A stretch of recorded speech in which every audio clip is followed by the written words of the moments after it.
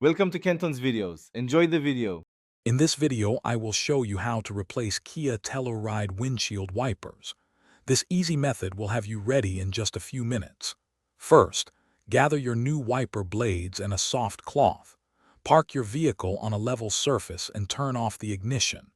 Gently lift the wiper arm away from the windshield until it locks into the service position. This prevents the arm from snapping back and potentially damaging your glass.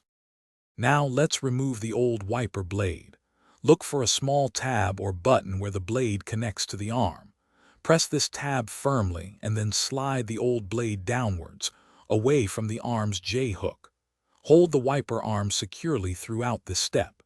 It is crucial to prevent the metal arm from accidentally snapping back against your windshield, which could cause damage. Take your time and be gentle. With the old blade removed, it is time to install your new one. Carefully slide the new wiper blade onto the J-hook connector of the wiper arm.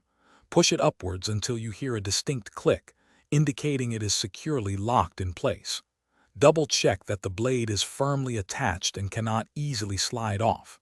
Once confirmed, gently lower the entire wiper arm back down onto the windshield surface. Repeat for the other side.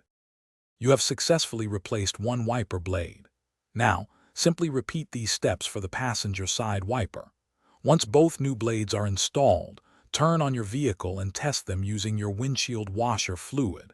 Ensure they clear the glass effectively and smoothly.